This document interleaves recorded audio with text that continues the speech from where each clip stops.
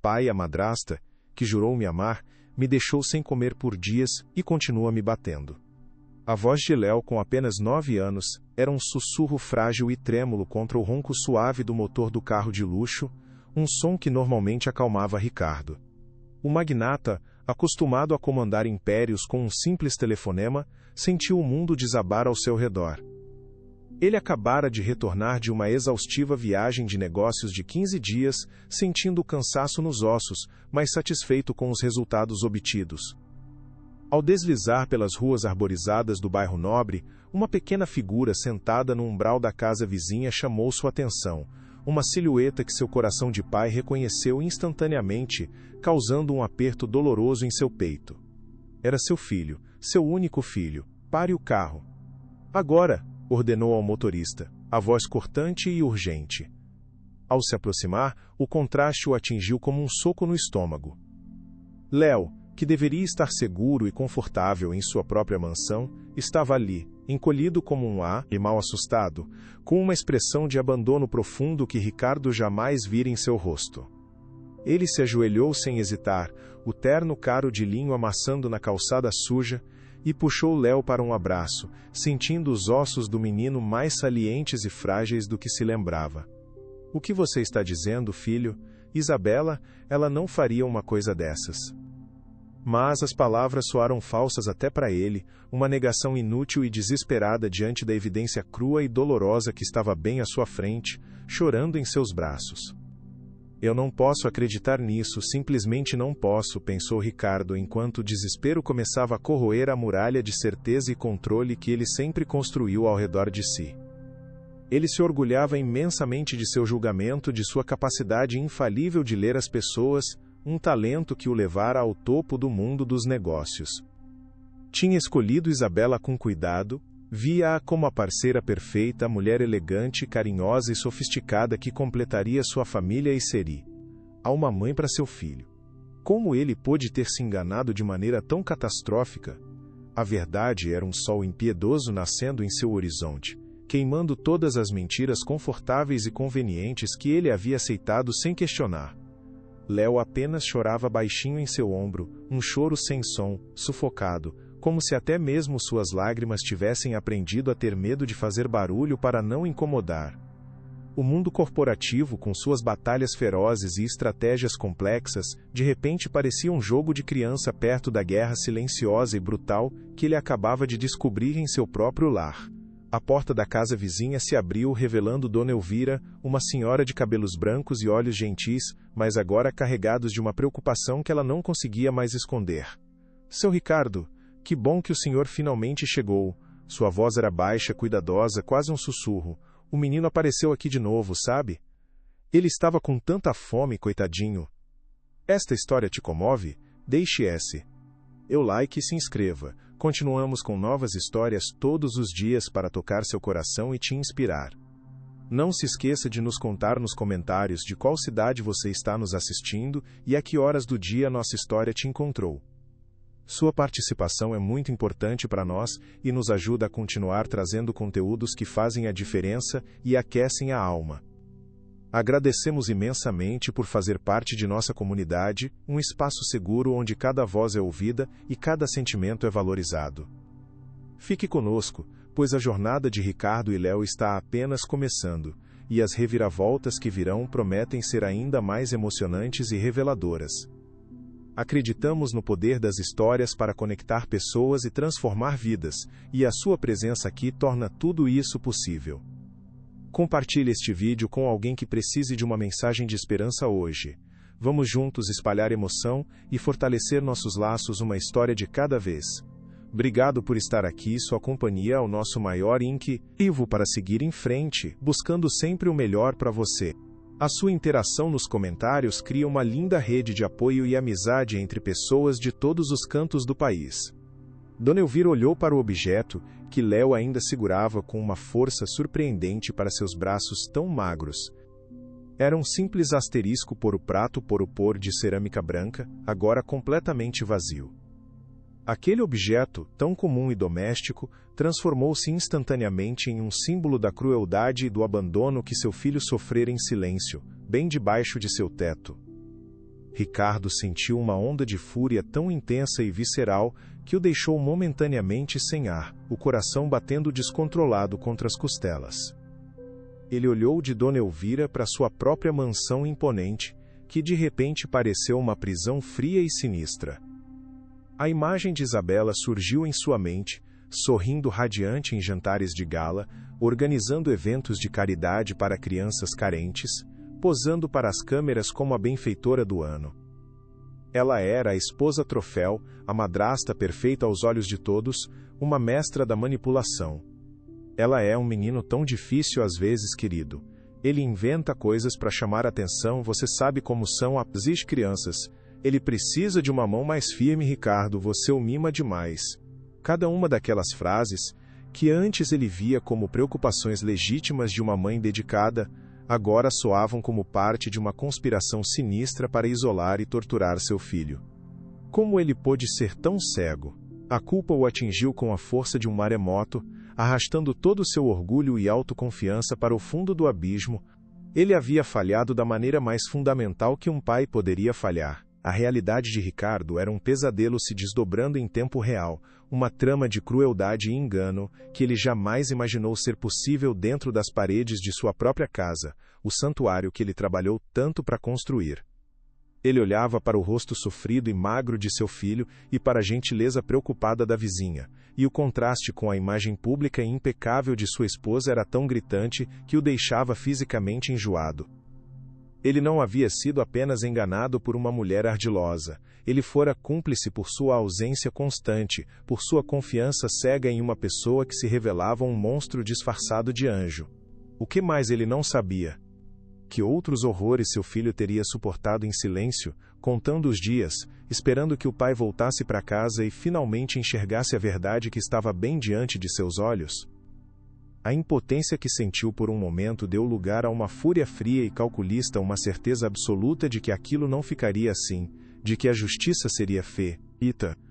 A guerra pela segurança, pela felicidade e pela alma de seu filho estava apenas começando, e ele usaria cada grama de seu poder, cada centavo de sua fortuna, para garantir que a justiça fosse feita, custasse o que custasse.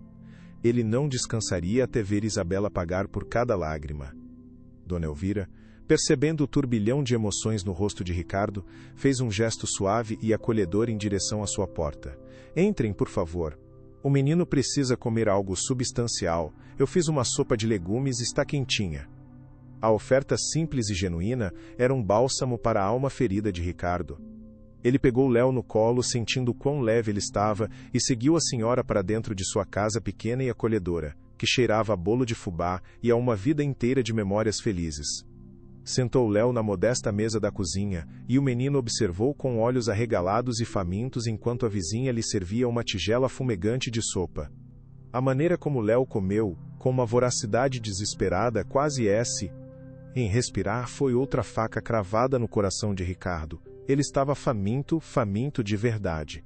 Isso acontece com frequência, Dona Elvira? Ricardo perguntou, a voz rouca, quase inaudível.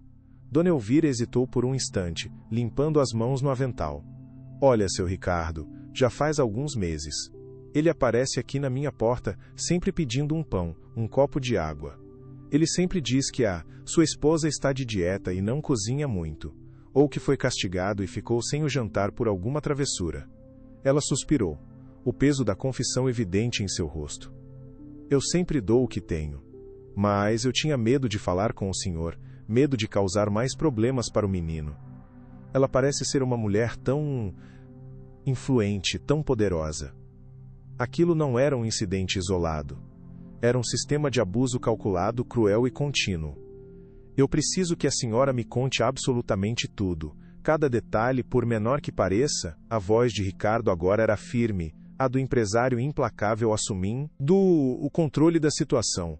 Dona Elvira, visivelmente aliviada por finalmente poder compartilhar o fardo que carregava sozinha, começou a relatar tudo o que havia visto e ouvido. Contou sobre as marcas roxas que Léo tentava esconder sob as mangas compridas, mesmo nos dias de calor, sobre o choro baixo e abafado que ela ouviu vindo do jardim tarde da noite, sobre a vez em que o viu sendo forçado a ficar de pé no canto por hora a fio.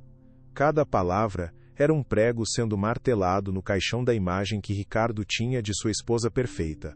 Ela é uma víbora, é isso que ela é, pensou ele. A dualidade entre a socialite sorridente que encantava a todos e a agressora infantil que torturava seu filho o chocando profundamente. Ele se sentiu um completo tolo, um peão em um jogo doentio que nem sabia que estava sendo jogado em sua própria casa. Olhou para Dona Elvira, com um pedido mudo de ajuda em seus olhos. A senhora estaria disposta a testemunhar sobre tudo isso, se for preciso? A pergunta pairou no ar da cozinha, pesada e decisiva. Dona Elvira olhou para Léo, que agora raspava o fundo da tigela de sopa, e uma determinação de aço brilhou em seu olhar. Pela proteção dessa criança, eu enfrentaria o diabo em pessoa, seu Ricardo. Pode contar comigo para o que for. A resposta dela foi uma âncora em meio à tempestade. Ele não estava sozinho. Ele tinha uma aliada. Era um começo. A decisão foi tomada em um instante, clara e irrevogável. Ele não voltaria para aquela casa com Léo. Não ainda. Aquele lugar, antes um lar, agora era um campo inimigo, um lugar que não era seguro para seu filho. Ele agradeceu a Dona Elvira profusamente, prometendo garantir sua total proteção contra qualquer retaliação, e se agachou na frente de seu filho, olhando-o nos olhos. Filho, escute, vamos ficar em um lugar diferente por alguns dias, tudo bem? Só eu e você, uma aventura de meninos. Léo olhou para ele, os olhos grandes e sérios, cheios de uma sabedoria que nenhuma criança deveria ter. A gente não vai voltar para casa? Para perto dela? O medo em sua voz era palpável, um eco de todo o sofrimento que ele suportou. Não. Você nunca mais vai precisar ficar perto dela. Nunca mais. Eu te prometo, disse Ricardo com uma convicção sagrada, fazendo um juramento a si mesmo e ao seu filho. Ele pegou o menino no colo novamente, sentindo o calor do pequeno corpo contra o seu, e com um último aceno de agradecimento para a corajosa vizinha, saiu daquela casa acolhedora. Ignorou sua própria mansão, uma fachada de felicidade que agora o enojava, entrou no carro e deu ao motorista o endereço de um dos hotéis mais luxuosos e discretos da cidade. Precisava de um quartel-general, um lugar seguro para planejar sua próxima jogada. A guerra estava apenas começando, e ele precisava de um terreno neutro para traçar suas estratégias e proteger sua tropa de um só homem. O silêncio no carro era denso, quebrado apenas pela respiração suave e tranquila de Léo, que adormeceu em seu colo quase instantaneamente, exausto pela fome, pelo medo e, finalmente, pelo alívio. Ricardo o observava dormir, o rostinho sereno pela primeira vez em muito tempo, e sentiu a culpa e a raiva se fundirem em uma determinação fria como aço. Ele pensou em como se dedicou de corpo e alma a construir um legado material, um império de concreto e números, acreditando tolamente que isso era ser um bom pai. Deixou a criação e o bem-estar de seu filho nas mãos de uma mulher que ele mal conhecia de verdade, enquanto viajava pelo mundo, fechava negócios bilionários e acumulava uma fortuna que agora parecia vazia e sem sentido. O verdadeiro tesouro de sua vida estava sendo negligenciado, maltratado e quase destruído sob seu próprio teto. Que tipo de pai eu sou para ter permitido que isso acontecesse? Ele se perguntou, a questão ecoando dolorosamente no luxo silencioso do veículo. A RESP. O STA era dolorosa, mas necessária para sua redenção. Ele havia sido um pai ausente, um pai cego, um pai que falhou. Mas não mais. A partir daquele momento, cada fibra de seu ser, cada recurso que possuía, cada gota de sua inteligência e poder, seriam dedicados a uma única e intransigente missão: proteger Léo e fazer Isabela pagar pelo que fez. Aquilo não era mais um problema de família a ser resolvido com conversas. Era um crime a ser punido com todo o peso da lei. Assim que se instalaram na suíte presidencial do hotel, um refúgio impessoal e seguro, Ricardo esperou Léo adormecer profundamente em uma das camas macias antes de pegar o telefone. Ele ligou para Armando, seu advogado e velho amigo, um homem conhecido por sua frieza calculista nos tribunais e por uma lealdade inabalável. Armando, preciso de você. Agora, cancele tudo o que tiver na agenda. É uma emergência pessoal da mais alta ordem. Ricardo respirou fundo, tentando controlar a emoção em sua voz, e contou toda a história, sua voz quebrando em alguns momentos ao reviver a cena na calçada, a fome desesperada nos olhos de seu filho, as palavras aterrorizantes de Dona Elvira. Ele não omitiu nada, nem mesmo sua própria culpa e cegueira, sua negligência imperdoável. Precisava que Armando entendesse a gravidade total da situação, a monstruosidade que ele estava enfrentando. A batalha legal seria apenas uma frente da guerra que estava por vir. Havia também a batalha pela opinião pública, uma arena que Isabela, com sua imagem de santa, dominava com maestria. Ele precisava do melhor estrategista ao seu lado, e Armando era o melhor. Ao compartilhar o peso, sentiu um alívio mínimo, a sensação de que não estava mais lutando sozinho contra um fantasma. O que ninguém esperava era a profundidade da teia de mentiras. Armando ouviu pacientemente, sem interromper, absorvendo cada detalhe com a concentração de um cirurgião. Quando Ricardo terminou de falar, ofegante, houve um longo e pesado silêncio do outro lado da linha. Ah, Ricardo, isso é extremamente grave, disse Armando finalmente, a voz calma e profissional, desprovida de qualquer emoção, o que de certa forma tranquilizou Ricardo. Isabela tem uma imagem pública impecável, quase intocável. Em um tribunal, sem provas concretas e irrefutáveis, será a palavra de um menino de 9 anos contra a de uma figura pública amada e respeitada pela sociedade. Ela começará essa batalha com uma vantagem esmagadora. As palavras eram duras, um banho de água fria na fúria de Ricardo, mas eram realistas. Eu sei, Armando. Mas eu tenho uma testemunha. A vizinha, ela viu tudo. Uma testemunha ajuda, é um bom começo, mas realisticamente não é o suficiente, continuou o advogado, pragmático. Precisamos de mais. Precisamos de provas documentais, provas médicas, qualquer coisa que possa corroborar a história de Léo e, mais importante, destruir a credibilidade dela publicamente. Precisamos de um laudo médico detalhado o mais rápido possível. Precisamos verificar se existem câmeras de segurança na sua casa ou na vizinhança. Precisamos agir rápido, antes que ela perceba que você sabe e comece a destruir todas as evidências. A mente de Ricardo já trabalhava, processando cada instrução, cada passo necessário para a vitória. Eu vou conseguir o que for preciso. O que for, disse Ricardo, a voz agora firme, a determinação solidificada pela clareza do plano. Eu quero a guarda total e irrestrita de Léo, e quero que ela seja responsabilizada criminalmente por cada lágrima que meu filho derramou. Use todos os recursos necessários, Armando, não me importo com o custo, o céu é o limite. A conversa continuou por mais 1 hora, com Armando traçando um plano de ação preliminar, meticuloso e agressivo. O primeiro passo: levar Léo a um médico de confiança para um exame completo e documentação de todos os ferimentos e sinais de negligência. O segundo passo: contratar o melhor investigador particular do país para procurar discretamente por outras testemunhas, como ex-funcionários da casa que possam ter sido demitidos por saberem demais. O terceiro: preparar a ofensiva legal, antecipando cada movimento que os advogados de Isabela fariam. Ao desligar o telefone, Ricardo sentiu uma pequena, mas poderosa, centelha de espécie, rança. Ele não estava mais apenas reagindo ao choque e à dor, estava começando a lutar, a tomar o controle. Caminhou até a enorme janela da suíte, observando as luzes da cidade cintilando abaixo. Uma cidade com milhões de histórias. Agora, ele tinha a sua para lutar, e lutaria com a ferocidade de um leão protegendo sua única cria. Uma memória antes feliz e guardada com carinho, agora estava irremediavelmente manchada pela suspeita. A grande e luxuosa festa de aniversário que Isabela organizou para Léo meses atrás. Havia palhaços, um castelo inflável, um bolo de 5 andares, dezenas de crianças correndo e rindo.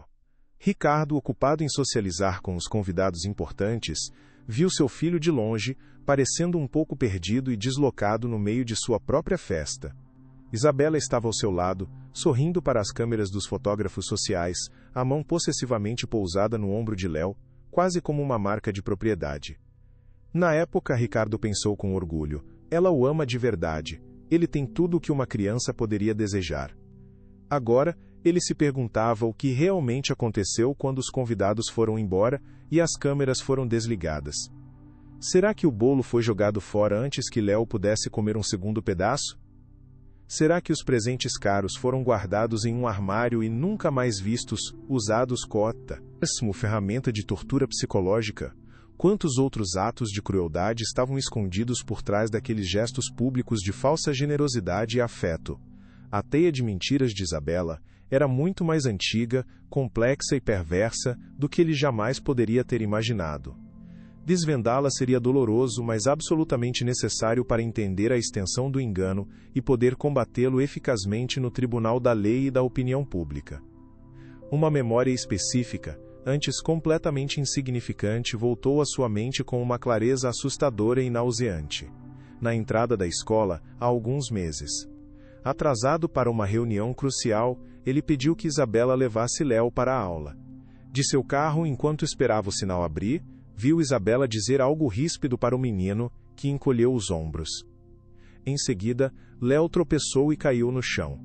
Isabela o levantou com uma força desnecessária, quase o arrastando pelo braço, o rosto uma máscara de fúria contida. Na época, Ricardo interpretou a cena como mera impaciência de uma madrasta sobrecarregada. Agora, a cena se repetia em sua mente em câmera lenta, com uma violência chocante. Não foi um tropeço. Foi um empurrão deliberado. Um ato de agressão pública, habilmente disfarçado pela normalidade do cotidiano. E ele não viu. Ou melhor, ele viu, mas se recusou a entender, a enxergar o que estava bem na sua frente, porque era mais fácil acreditar na mentira. Quantas outras pequenas agressões, quantos empurrões, quantos insultos sussurrados ocorreram longe de seus olhos? A ideia o encheu de um frio que nenhum cobertor ou aquecedor poderia aquecer. Ele havia entregue a segurança e a felicidade de seu filho a um monstro e aplaudido enquanto ela o devorava lentamente, pedaço por pedaço. A luta não era apenas para expô-la legalmente, mas para salvar o que restava da alma e da inocência de seu filho. Ricardo olhou para o telefone sobre a mesa, sentindo o impulso avassalador de ligar para Isabela, de gritar, de acusá-la, de fazê-la sentir um pingue, o do medo e da dor que ela infligiu a Léo. Mas a voz calma e estratégica de Armando ecoou em sua mente. Não a confronte ainda, Ricardo. Não dê a ela a chance de se preparar. Precisamos do elemento surpresa. Ele estava certo. A raiva era uma conselheira terrível e impulsiva. Ele precisava de frieza, de cálculo, de uma estratégia impecável. Ele responderia ao sorriso falso dela com um rosto impassível, à manipulação dela com fatos concretos e evidências irrefutáveis. Seria a atuação de sua vida, muito mais difícil do que qualquer negociação que já enfrentou. Teria que voltar para aquela casa, fingir que nada havia acontecido, que a viagem tinha sido ótima enquanto secretamente reunia as armas que a destruiriam. A ideia de dormir na mesma cama que ela, de respirar o mesmo ar, o revirava por dentro, causando-lhe náuseas. Mas ele faria. Pelo Léo. Ele faria qualquer coisa, suportaria qualquer coisa.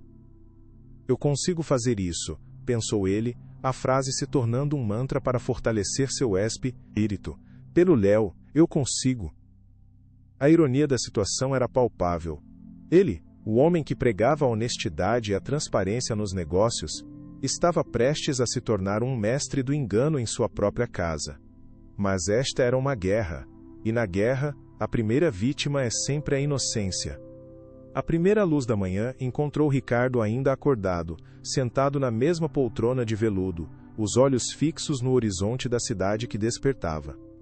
A noite foi uma longa e torturante jornada por suas memórias, reavaliando cada interação, cada palavra trocada, cada sorriso de Isabela.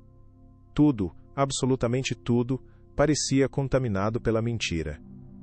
Ele se sentia como se tivesse acordado de um longo coma, apenas para descobrir que seu mundo, sua família, sua vida, eram uma completa e bem construída ilusão. Mas a clareza, embora excruciante, era também libertadora. Ele não estava mais no escuro, tateando e acreditando em sombras. Agora ele via a verdade, e a verdade lhe dava um propósito. Ao lado da cama, intocado, estava o cardápio do serviço de quarto, com opções de cafés da manhã de todo o mundo. Ricardo olhou para ele e sentiu um gosto amargo na boca. Todo o dinheiro e poder que ele acumulou com tanto esforço não foram capazes de proteger seu filho da traição mais íntima e cruel. Mas e mesmo dinheiro e poder, que antes serviam para construir uma vida de luxo, agora seriam sua maior arma. Ele usaria cada centavo, cada contato influente, cada grama de sua influência para garantir que a justiça fosse feita. O império que ele construiu para dar um futuro seguro a Léo seria agora o exército que ele usaria para salvar seu presente. Léo começou a se mexer na cama, resmungando suavemente. Abriu os olhos lentamente, e ao ver o pai ali, sentado na poltrona, um pequeno e hesitante sorriso apareceu em seu rosto cansado. Pai, você ainda está aqui. A simplicidade e o alívio contidos naquelas 4 palavras quebraram o que restava do coração de Ricardo em 1000 pedaços. Eu estou aqui, filho. E eu não vou a lugar nenhum, respondeu, a voz embargada pela emoção, levantando-se e sentando na beira da cama. Nunca mais. Naquele momento, no silêncio daquela suíte impessoal, longe da mansão fria e opressora, pai e filho começaram a se reencontrar de verdade, a reconstruir uma ponte que havia sido dinamitada pela negligência e pela crueldade. Ricardo acordou Léo gentilmente alguns minutos depois. Campeão, vamos dar um passeio. Mas antes, precisamos visitar um médico amigo meu, só para ter certeza de que você está forte e saudável para nossas aventuras. O menino ficou tenso instantaneamente, o medo voltando aos seus olhos. Não precisa, pai, eu estou bem, foi só uma queda no parquinho, eu juro. A resposta ensaiada, claramente instruída por Isabela, partiu o coração de Ricardo. Eu sei que você está bem, mas é o meu trabalho de pai me preocupar, não é mesmo? Ele forçou um sorriso tranquilizador, e aos poucos, vendo a calma no rosto do pai, Léo relaxou. A presença constante e protetora era um calmante poderoso. A imagem de Isabela sorrindo em uma foto de revista sobre a mesa de centro da suíte parecia zombar dele, seus olhos brilhando com uma falsidade que agora ele conseguia enxergar claramente. Ele pegou a revista e olhou fixamente para os olhos dela na foto. Como ele não viu o vazio, a frieza por trás deles antes. Você é um estorvo, um erro, nunca devia ter nascido. Ele podia quase ouvi-la sussurrando as palavras venenosas para Léo quando ninguém estava olhando. Ele amassou a revista com uma fúria repentina e incontrolável, o papel lustroso se desfazendo em suas mãos. Não era apenas negligência. Era ódio. Um ódio profundo e inexplicável por uma criança inocente. Mas por quê? A pergunta queimava em sua mente, exigindo uma resposta. Seria pelo dinheiro? Pela herança? Pelo ciúme do vínculo inquebrável entre pai e filho? Ou era algo mais sombrio, pura e simples maldade aninhada em uma alma podre? Ricardo não tinha as respostas, mas estava determinado a encontrá-las. Entender a motivação de seu inimigo era crucial para a batalha que se aproximava. Enquanto se preparavam para sair, Ricardo notou como as roupas de grife de Léo pendiam em seu corpo magro de uma forma que gritava negligência. Era o paradoxo cruel de sua vida, uma criança vestida de seda, mas morrendo de fome por dentro. A fachada de riqueza que Isabela mantinha era perfeita, mas Ricardo estava prestes a rasgá-la em pedaços. A jornada até a clínica particular foi silenciosa e tensa. Ricardo dirigia ele mesmo seu carro mais discreto, para garantir total privacidade e evitar qualquer registro que pudesse alertar Isabela. Depois do médico, o que você quer fazer, campeão? O dia é todo nosso, perguntou, tentando manter um tom leve e normal. Léo pareceu pensar por um longo momento, como se a liberdade de escolha fosse algo novo e estranho. Podemos só ficar juntos, lá no hotel, assistindo a um filme, talvez? O pedido era tão simples, tão pequeno e ao mesmo tempo tão revelador. Léo não queria brinquedos caros ou passeios extravagantes. Ele queria a presença de seu pai. Queria segurança, queria paz. Claro, filho. É o melhor plano que eu já ouvi em toda a minha vida. Ricardo sorriu, um sorriso genuíno desta vez, mas por dentro, a dor de todos os momentos perdidos, de todos os pedidos silenciosos que ele não ouviu, era quase insuportável. Ao chegarem à clínica, foram recebidos com a máxima discrição em uma entrada privativa. Ricardo explicou a situação ao Dr. Alves, um pediatra renomado e amigo de longa data, um homem calmo e profissional, que ouviu todo o relato com o rosto ficando mais sério e sombrio a cada palavra. Entendo perfeitamente, Ricardo. Deixe-me examinar o menino. Serei gentil, eu prometo. Ricardo esperou do lado de fora da sala, cada minuto se arrastando como uma hora, o coração na boca, com medo do que o médico poderia encontrar, mas precisando desesperadamente daquela prova em papel timbrado. A porta do consultório finalmente se abriu. A expressão no rosto do Dr. Alves era grave, seus olhos carregados com o peso do que havia visto. Ricardo, podemos conversar em minha sala por um instante? A sós? O coração de Ricardo afundou no peito. Era pior, muito pior do que ele imaginava. Os resultados são extremamente preocupantes, começou o médico assim que fecharam a porta, sem rodeios. Léo está significativamente abaixo do peso para sua idade e altura. Os exames de sangue indicam um quadro de desnutrição crônica e deficiências vitamínicas severas. Mas não é só isso, infelizmente. Ele fez uma pausa olhando diretamente nos olhos de Ricardo, como se para prepará-lo para o golpe final. Eu encontrei múltiplas contusões em vários estágios de cicatrização em suas costas e braços, o que indica agressões contínuas. E encontrei uma cicatriz fina e antiga em seu ombro que é consistente com uma queimadura, possivelmente de um objeto quente e metálico. Queimadura. A palavra ecoou a mente de Ricardo como um tiro. A monstruosidade do ato era tão grande, tão perversa, que ele mal conseguia processar a informação.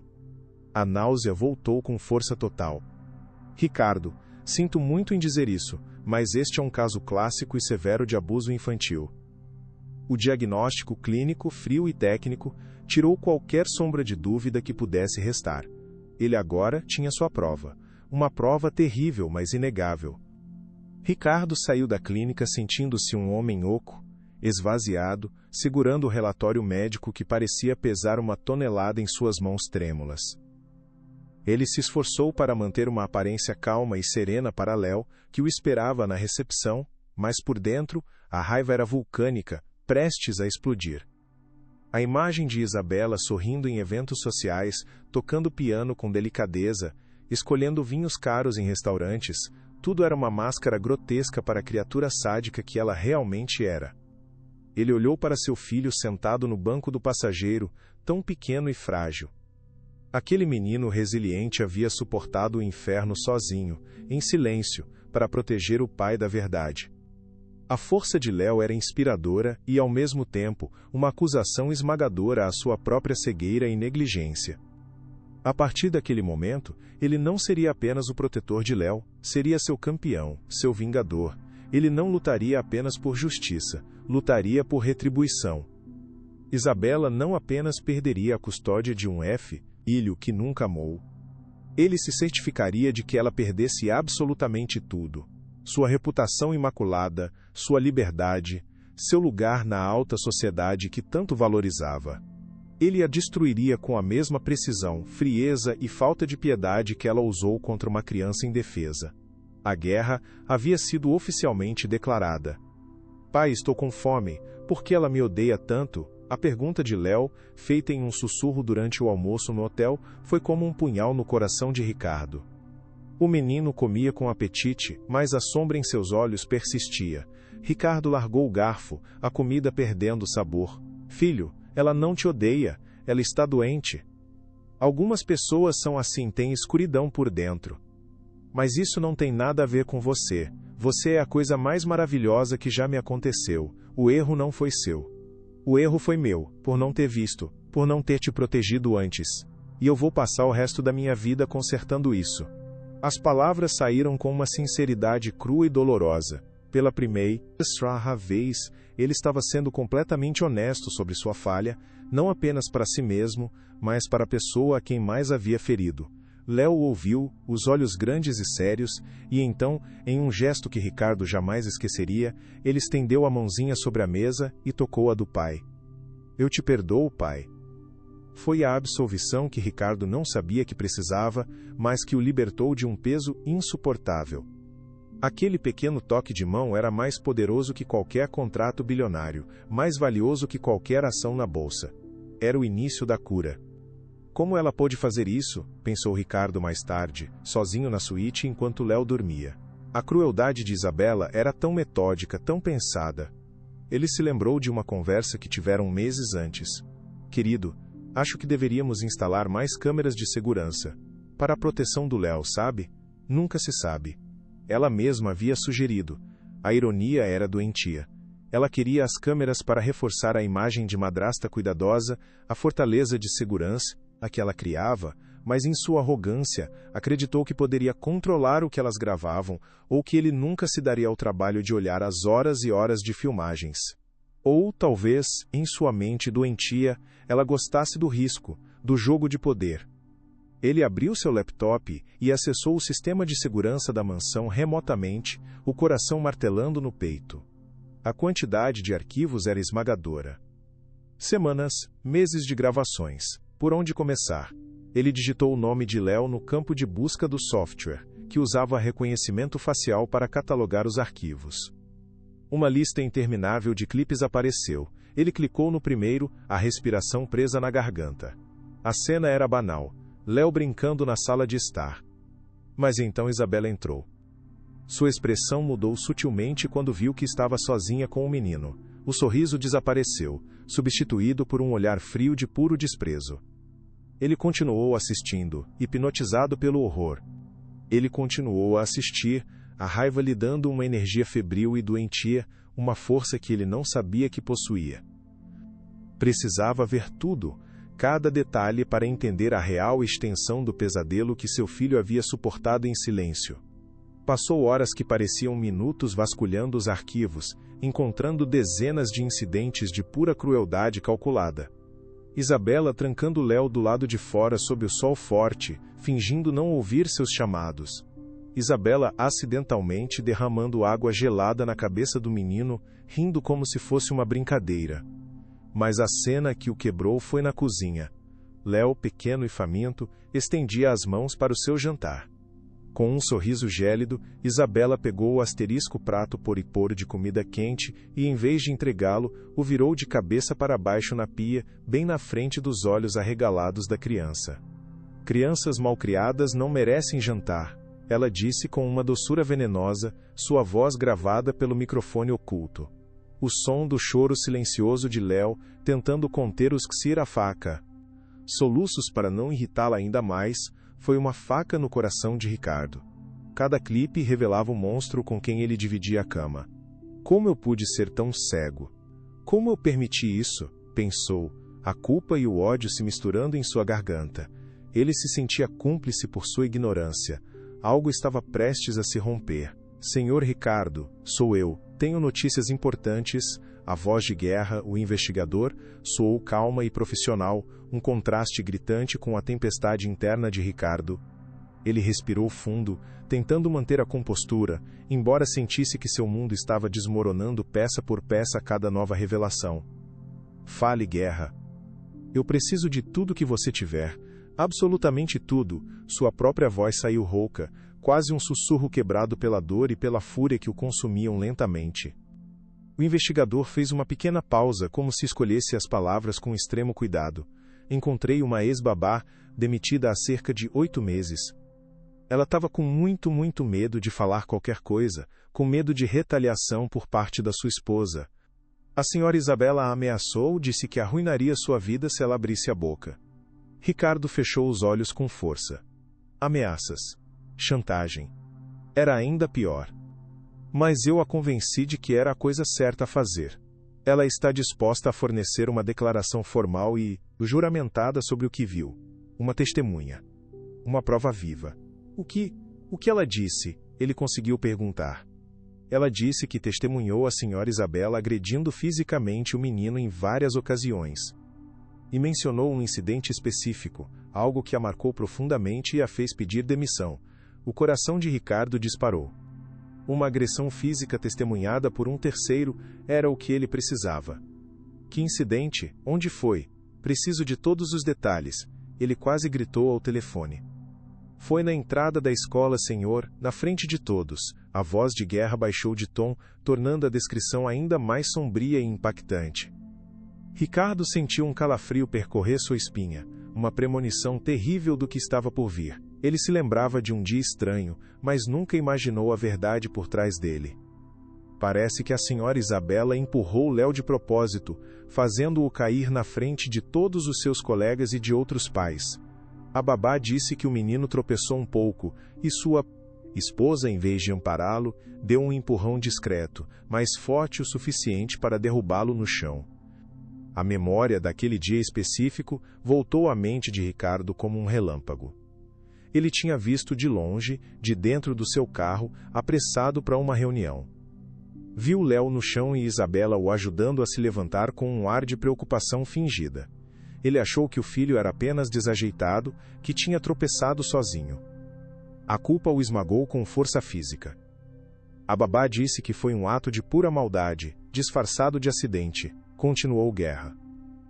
Ela se sentiu tão culpada por não ter feito nada que pediu demissão no dia seguinte.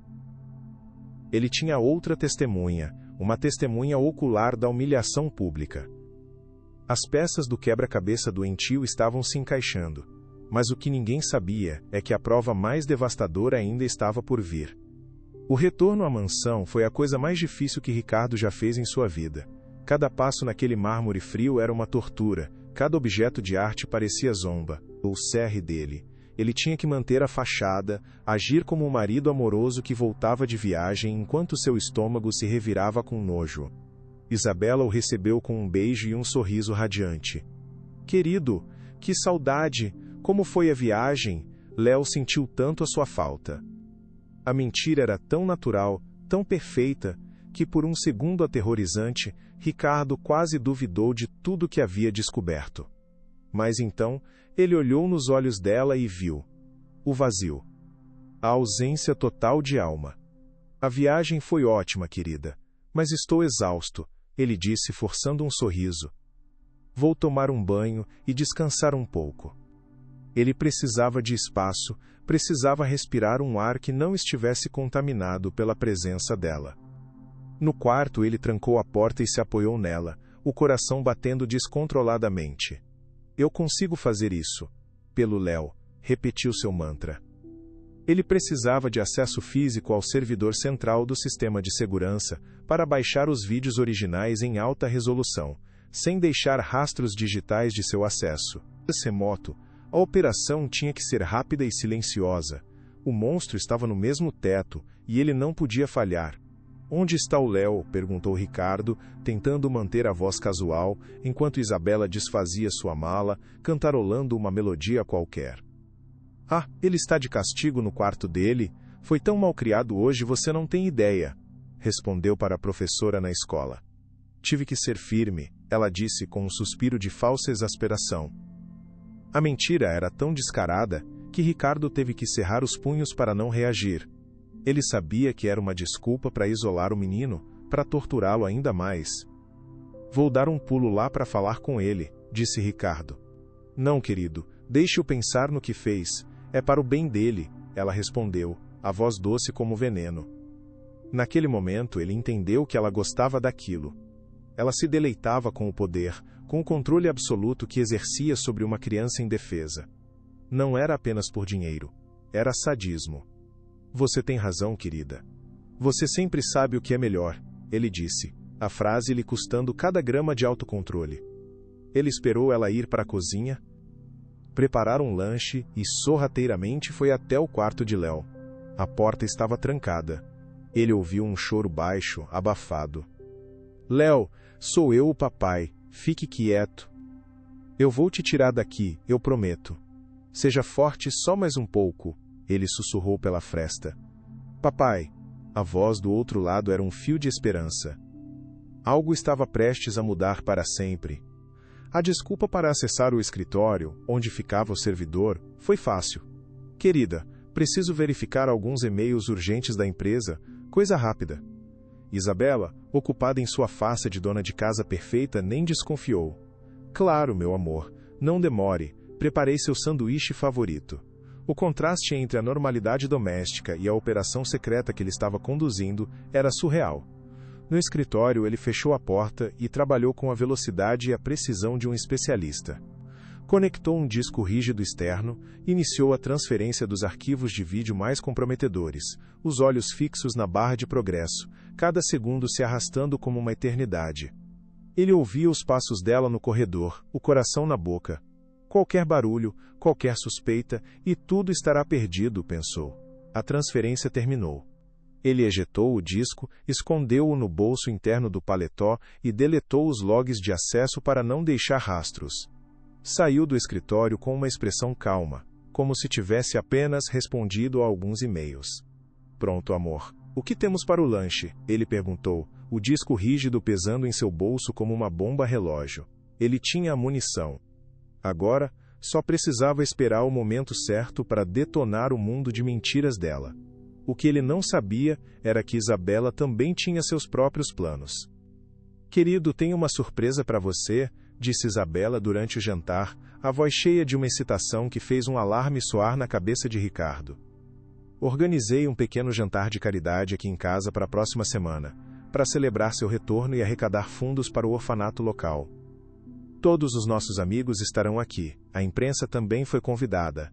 Não é maravilhoso? Ricardo sentiu um calafrio. Era um movimento brilhante e perverso.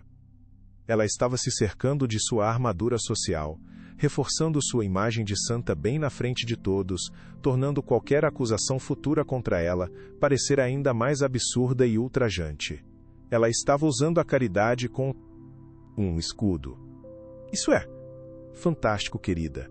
Você pensa em tudo, ele conseguiu dizer, o sorriso em seu rosto parecendo uma máscara de gesso. A guerra não seria apenas nos tribunais. Seria pública. E ela estava um passo à frente, controlando a narrativa. E eu quero que Léo faça um pequeno discurso, ela continuou, o golpe final. Agradecendo a todos por ajudarem outras crianças menos afortunadas. Será tão emocionante. Forçar Léo a participar da farsa, a elogiá-la em público, a crueldade era sem limites.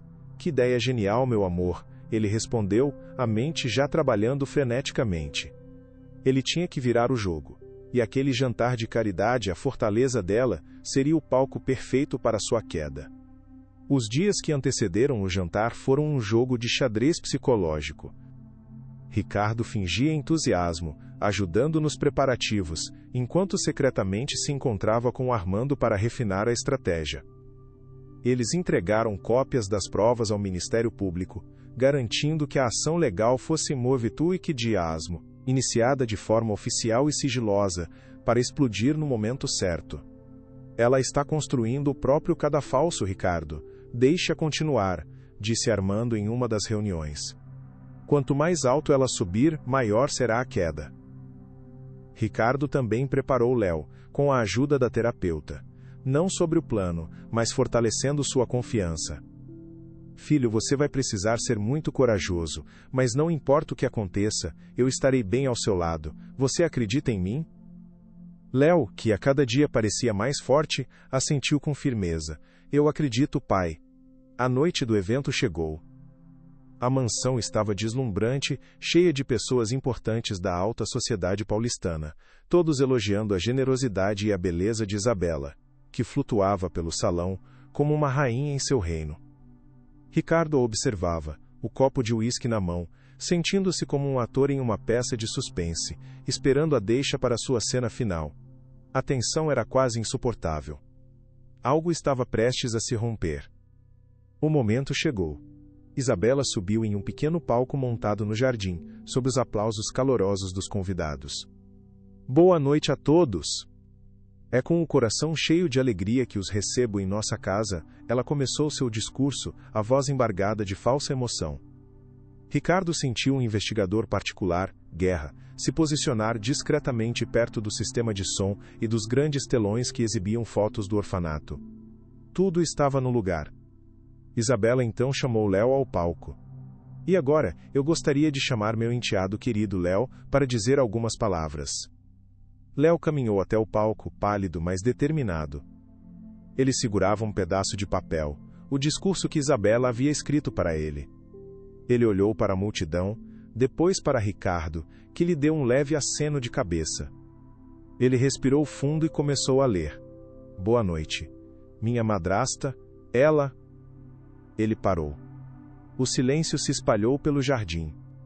Isabela o olhou com um sorriso encorajador que escondia uma ameaça. Mas então, Léo amassou o papel em sua mão. Não, eu não vou ler isso. Eu quero contar a verdade. Um murmúrio chocado percorreu a multidão. Isabela ficou paralisada, o sorriso congelado no rosto. Léo, querido, você está nervoso. Ela tentou interromper, mas era tarde demais. A bomba havia sido ativada. A verdade é que eu tenho medo dela, disse Léo, a voz infantil, mas surpreendentemente firme, amplificada pelos microfones. A verdade é que ela me deixa com fome. A verdade é que ela me bate quando meu pai não está em casa. O choque da multidão se transformou em um silêncio mortal. Todos olhavam de Léo para Isabela, cujo rosto se transformou em uma máscara de fúria e pânico. Isso é um absurdo! Ele está mentindo! Ricardo, faça alguma coisa! Ele está tentando chamar atenção, ela gritou, a compostura se desfazendo. Mas, naquele exato momento, os telões atrás dela que antes mostravam crianças sorridentes piscaram e mudaram. A imagem que apareceu era do corredor da mansão. E então, o vídeo do empurrão violento começou a rodar, em um silêncio absoluto, para que todos vissem a crueldade em alta definição. Gritos de horror ecoaram pelo jardim. Isabela olhou para a tela, depois para Ricardo, os olhos cheios de ódio. E, como se não bastasse, o vídeo seguinte começou a rodar, a cena da Ozinha. Ela, com um sorriso sádico, jogando o jantar de Léo no lixo. A humilhação pública era total e irrefutável. As luzes de viaturas da polícia piscaram do lado de fora dos portões da mansão. A festa havia acabado. O mais forte está por vir. Fique até o final. O ar no Fórum de São Paulo era denso, uma mistura sufocante de ansiedade e o cheiro de papel velho que parecia impregnar as paredes de madeira escura. Ricardo sentia cada olhar sobre ele, cada flash de câmera como uma pequena agulha perfurando sua pele já sensível pela exaustão e pelo medo. Ele segurava a mão de Léo com uma firmeza que tentava transmitir segurança, mas o pequeno corpo ao seu lado tremia levemente, um sismógrafo da tempestade emocional que os envolvia por completo. No banco das testemunhas, Isabela se apresentava como um anjo de luto, vestida com um tailleur branco impecável que contrastava ironicamente com a escuridão de suas ações. Seu rosto era uma máscara de dor e injustiça, perfeitamente esculpida para como meio, ocasião, para a plateia e para as câmeras. O advogado dela, um homem de cabelos prateados e sorriso predatório, conduzia o testemunho com a habilidade de um maestro regendo uma sinfonia de mentiras calculadas. Senhora Monteiro, pode nos dizer em suas próprias palavras como era sua relação com seu enteado, o jovem Léo? Perguntou ele, a voz ressoando com uma falsa empatia que enojava Ricardo profundamente. Isabela olhou para o júri, os olhos brilhando com lágrimas cuidadosamente ensaiadas, prontas para escorrer no momento exato. Como eles podem acreditar nela? Como é possível? Pensou Ricardo, o nó em seu estômago se apertando a cada palavra venenosa que saía da boca dela. O mundo inteiro estava assistindo àquele teatro grotesco e parecia aplaudir a atriz principal. Isabela fungou delicadamente uma performance de fragilidade que cativava a atenção de todos na sala, do juiz aos jornalistas. Eu o amava como se fosse meu próprio filho. Desde o primeiro dia que o conheci eu soube, e que meu propósito era ser sua mãe. Sua voz era um sussurro trêmulo, mas cada sílaba era perfeitamente audível, projetada para tocar o coração de cada jurado e espectador desavisado. Tentei dar a ele todo o amor, todo o carinho que uma mãe pode oferecer. Ricardo, meu marido, viaja muito a trabalho, e eu me dediquei de corpo e alma a criar um lar seguro e feliz para eles, para o meu menino e para o meu marido.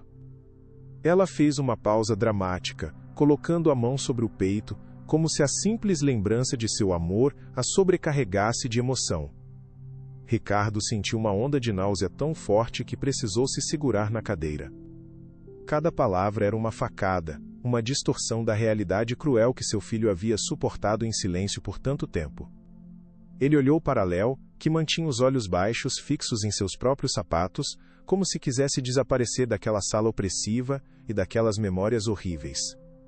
Ela está roubando até as memórias dele, transformando o inferno em paraíso, pensou Ricardo, sentindo a raiva e a impotência crescerem como uma maré negra dentro de si, ameaçando afogá-lo. Mas Léo, ele sempre foi um menino, um pouco difícil, continuou Isabela, secando uma lágrima inexistente com um lenço de seda que parecia parte do figurino de uma peça trágica. Ele tem uma imaginação muito fértil, inventava histórias, mentia sobre coisas pequenas, coisas do dia a dia. Eu sempre achei que era apenas uma fase, sabe? Uma forma desesperada de chamar a atenção do pai ausente. Ela lançou um olhar de pura mágoa na direção de Ricardo, um golpe teatral que o pintava como o pai negligente, e ela, a madrasta preocupada e incompreendida que lutava sozinha para criar uma criança problemática. Tentei conversar com Ricardo sobre isso várias vezes, sugeri terapia, um acompanhamento profissional.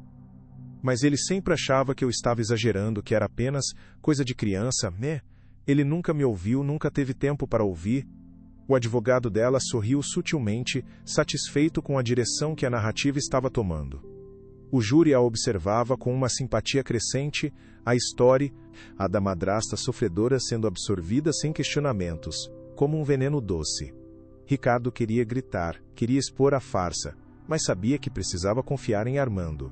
Precisava manter a calma, por mais insuportável que fosse testemunhar aquela performance cruel. O advogado de Isabela se aproximou mais um pouco do júri, como um predador cercando sua presa, falando em um tom confidencial. Então, a senhora está nos dizendo que todas essas acusações terríveis, a falta de comida, as supostas agressões, são, na sua opinião, fruto da imaginação de uma criança carente e talvez um pouco confusa? Ele a guiou, colocando as palavras em sua boca de forma magistral. Isabela olhou para o júri, o rosto contorcido em uma expressão de dor profunda, os lábios tremendo. Eu não sei o que pensar. Meu coração está completamente partido. A simples ideia de que ele, meu menino, acredite que eu poderia machucá-lo de alguma forma. É a pior dor que uma mãe pode sentir, ela soluçou, escondendo o rosto entre as mãos trêmulas para que ninguém visse seus olhos secos. A performance era magistral, digna de um prêmio. O júri estava visivelmente comovido, trocando olhares de compaixão. Alguns jornalistas na primeira fila já escreviam freneticamente em seus blocos de notas, a manchete do dia seguinte já se formando em suas mentes. Madrasta injustiçada, o drama de uma família destruída por mentiras infantis. Ricardo sentiu o chão desaparecer sob seus pés, um abismo se abrindo. A verdade parecia tão frágil, tão impotente diante de uma mentira tão bem contada e tão bem recebida. Armando, o advogado de Ricardo, permaneceu calmo, o rosto impassível como uma estátua de granito em meio a um furacão de emoções fabricadas. Ele esperou pacientemente que a onda de simpatia por Isabela diminuísse antes de se levantar lentamente, o movimento deliberado e cheio de uma confiança silenciosa que era a única coisa que mantinha Ricardo de pé. Sem mais perguntas para a testemunha, meritíssimo, por enquanto. A sala inteira murmurou em surpresa. Nenhuma confrontação, nenhuma pergunta incisiva para desmascarar as contradições evidentes. O advogado de Isabela sorriu, um brilho de vitória em seus olhos. Ele claramente interpretou a falta de questionamento como uma rendição antecipada. Ele então chamou sua próxima testemunha, uma psicóloga infantil de renome, cujo nome era frequentemente visto em programas de televisão e cujos livros eram best-sellers.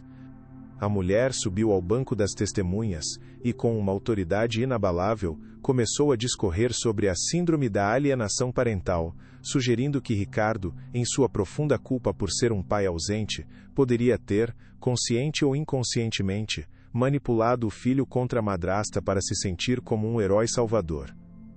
Cada palavra era mais um tijolo sendo colocado no muro que Isabela construía ao seu redor, um muro impenetrável de credibilidade e vitimização. A psicóloga falava com uma fluidez impressionante, usando termos técnicos que pareciam dar um peso científico irrefutável às suas especulações. É muito comum em casos de divórcio ou novas configurações familiares que a criança, sentindo-se abandonada por um dos genitores, desenvolva uma narrativa interna para explicar sua dor. Em muitos desses casos, o novo parceiro ou parceira se torna o alvo, o vilão conveniente que justifica a ausência do pai ou da mãe, explicou ela, olhando para o júri como uma professora explicando uma lição simples a alunos atentos. Ela nunca havia examinado Léo, nunca havia conversado com ele, baseando toda a sua análise em hipóteses e generalizações retiradas de livros didáticos. Mas seu currículo impressionante e sua linguagem técnica davam um verniz de legitimidade inquestionável às suas alegações, tornando a mentira palatável. Portanto, é perfeitamente plausível, do ponto de vista clínico, que o menino, sentindo a falta crônica do pai, tenha criado uma narrativa onde a madrasta era a agressora, forçando assim uma crise que resultaria em uma reaproximação com a figura paterna. A conclusão da especialista pairou no ar, envenenando a verdade de forma quase definitiva. Ela está usando a ciência para justificar a crueldade mais abjeta, pensou Ricardo, sentindo uma onda de fúria e impotência que o deixou sem ar. O advogado de Isabela dispensou a psicóloga com um agradecimento formal e se virou para o juiz com um ar de finalidade, como se tivesse acabado de apresentar a prova definitiva que encerraria o caso. Meritíssimo, a defesa acredita que os fatos foram devidamente e exaustivamente esclarecidos. Temos de um lado uma mãe dedicada, carinhosa e de coração partido, cujo único crime foi amar demais uma criança difícil e com problemas de comportamento. E do outro temos acusações fantasiosas, saídas da imaginação de um menino, possivelmente influenciadas por um pai ausente e superprotetor que busca compensar sua própria negligência com um espetáculo público. A declaração foi um golpe de mestre e uma facada final, na verdade. Ele estava invertendo completamente os papéis, pintando Ricardo como o verdadeiro vilão da história, o homem que arrastou o próprio filho para um circo midiático humilhante para satisfazer seu ego ferido ou sua culpa. A sala de audiências parecia concordar com ele, os murmúrios eram de pena por Isabela e de reprovação por Ricardo. A narrativa dela era simples, elegante e terrivelmente eficaz. O desespero começou a tomar conta de Ricardo como uma doença, uma febre que queimava por dentro. Ricardo olhou para Armando, um pedido mudo de socorro em seus olhos. Seu amigo e advogado apenas lhe deu um olhar quase imperceptível, um sinal para que ele mantivesse a fé, para que confiasse no plano que haviam traçado meticulosamente.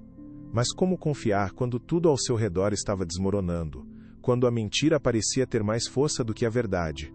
O juiz parecia ponderar as palavras do advogado de Isabela, o rosto sério e pensativo, o martelo em sua mão parecendo mais pesado do que nunca. A falsa resolução estava se solidificando a cada segundo que passava. O público parecia convencido. Isabela era a vítima. Ricardo era o louco paranoico. E Léo? Léo era apenas uma pobre criança confusa no meio de uma briga de adultos que ele não conseguia entender. Nós vamos perder. Meu Deus, nós vamos perder, ele pensou. O suor frio escorrendo por suas costas, a camisa grudando em sua pele de forma incômoda. Ele sentiu a mão de Léo apertar a sua com mais força, um pequeno gesto que lhe deu um choque de realidade. Ele não podia desistir. Tinha que haver uma maneira de fazer a verdade vir à tona. Tinha que haver. A queda parecia não apenas inevitável, mas iminente. O martelo do juiz parecia prestes a bater, um som que selaria o destino de seu filho, entregando-o de volta ao monstro que o torturava em segredo. Foi então que Armando se levantou novamente, sua calma contrastando violentamente com a tempestade que se formava dentro de Ricardo e no restante do tribunal. Meritíssimo, a promotoria gostaria de chamar uma testemunha surpresa. Uma testemunha que não estava na lista inicial, pois só recentemente encontrou a coragem para falar a verdade, disse ele, a voz firme e clara, cortando a tensão como uma faca afiada. O advogado de Isabela se levantou imediatamente, o rosto vermelho de indignação e surpresa. Objeção, isso é um truque processual barato. Não tivemos tempo de nos preparar para interrogar esta suposta testemunha. É uma manobra desesperada e inadmissível. O juiz franziu a testa, mas a curiosidade em seus olhos era evidente, superando a formalidade processual. Objeção negada, disse ele, sua voz ressoando com autoridade. A lei permite testemunhas de última hora se a relevância for comprovada. A testemunha pode se aproximar. O suspense na sala era palpável, denso o suficiente para ser cortado. Quem poderia ser? A porta lateral do tribunal se abriu com um rangido suave, e uma jovem mulher, pálida e visivelmente trêmula, entrou. Era a ex-babá de Léo, a garota que Isabela havia demitido sem justa causa meses antes, sob acusações falsas de roubo. Ao vê-la, Isabela ficou rígida em sua cadeira, a cor sumindo completamente de seu rosto. Pela primeira vez desde o início do julgamento, a máscara de anjo sofredor rachou, revelando um lampejo de puro pânico em seus olhos arregalados. A babá, com a voz embargada pela emoção, mas surpreendentemente firme, caminhou até o banco das testemunhas e fez seu juramento. Armando a guiou com perguntas gentis, permitindo que ela contasse sua história em seu próprio ritmo. Ela falou sobre as refeições negadas, sobre os castigos cruéis e desproporcionais por motivos fúteis, sobre os sussurros venenosos que Isabela dizia ao menino quando achava que ninguém estava ouvindo. E então, ela descreveu em detalhes vívidos o incidente na porta da escola. Eu vi com meus próprios olhos. A senhora Isabela empurrou o menino. Não foi um acidente. Foi de propósito. Ela olhou para os lados para ver se alguém estava olhando, e então o empurrou contra o portão de ferro. E depois, ela fingiu ajudá-lo, gritando por socorro como se fosse a pessoa mais carinhosa do mundo. Um murmúrio chocado percorreu o tribunal como uma onda. Ainda assim é a palavra dela contra a da babá, uma funcionária demitida que pode ter rancor, sussurrou alguém na plateia, a dúvida, embora abalada, ainda pairando no ar como uma névoa tóxica. Armando sabia disso. A próxima fase de seu ataque precisava ser cirúrgica, objetiva e devastadora. Meritíssimo, gostaria de apresentar ao tribunal o laudo médico completo do menor Léo Monteiro, realizado por um especialista em medicina legal, um profissional idôneo e respeitado, no dia seguinte ao seu resgate pelo pai. Ele entregou um grosso envelope ao oficial de justiça, que o levou até a mesa do juiz. Cópias foram rapidamente distribuídas para o júri e para a defesa. O silêncio na sala era total, quebrado apenas pelo som do papel sendo virado, enquanto todos liam o relatório detalhado. O advogado de Isabela folheava os documentos, o rosto empalidecendo a cada página, a confiança arrogante desaparecendo. Ele sabia que estava em apuros, que a narrativa cuidadosamente construída estava prestes a ruir. A ciência estava prestes a entrar naquela sala, e a ciência não mente. Isto é um absurdo, uma invasão de privacidade, ele tentou argumentar, mas sua voz não tinha convicção, soando fraca e desesperada. Armando colocou seus óculos de leitura e começou a ler os trechos mais importantes em voz alta, a voz fria e clínica, desprovida de emoção, o que tornava as palavras ainda mais chocantes e brutais. Paciente apresenta quadro clínico de desnutrição crônica, com deficiências vitamínicas severas, compatível com privação alimentar prolongada. Múltiplas contusões em vários estágios de cicatrização, localizadas predominantemente nas costas e nos braços, consistentes com agressões contínuas e repetidas com objeto não identificado. Ele fez uma pausa dramática, deixando o horror da descrição assentar na mente de todos os presentes. E uma cicatriz antiga, de formato irregular, no ombro esquerdo, compatível com queimadura de 2º grau, possivelmente causada pelo contato com um objeto metálico quente. A palavra queimadura caiu na sala como uma bomba. Isabela soltou um pequeno grito, um som agudo de negação que soou completamente falso e ensaiado. Isso é mentira. Uma calúnia. Eliesse. E machucou brincando na cozinha. Ele é uma criança desastrada, eu sempre disse, ela gritou, perdendo a compostura pela primeira vez, o desespero tomando lugar da atuação. Mas era tarde demais. As palavras frias e científicas do laudo médico eram muito mais poderosas do que suas lágrimas de crocodilo. Um silêncio pesado e acusador caiu sobre o tribunal. Algo estava prestes a romper. Armando deixou o peso de suas palavras e das provas médicas assentar antes de dar o golpe final, aquele que mudaria tudo e não deixaria margem para dúvidas. Meritíssimo, a defesa alega insistentemente que não há provas materiais. Que tudo não passa de histórias, de imaginação infantil, de alienação parental. Eu discordo veementemente. Eu tenho uma prova. Uma prova que não pode mentir, que não pode ser manipulada, que não tem uma imaginação fértil e que não guarda rancor. Ele se virou para seu assistente, que já se movia com um laptop em mãos, conectando-o a um grande telão que desceu silenciosamente do teto do tribunal, transformando a sala de audiências em um cinema de horrores. Gostaria de mostrar ao júri e a este tribunal um pequeno vídeo. Um vídeo gravado pelas câmeras de segurança que o próprio Sr. Ricardo instalou em sua residência para a proteção de sua família. Câmeras que sua esposa, a Sra. Isabela, convenientemente esqueceu que existiam ou acreditou que estavam desligadas.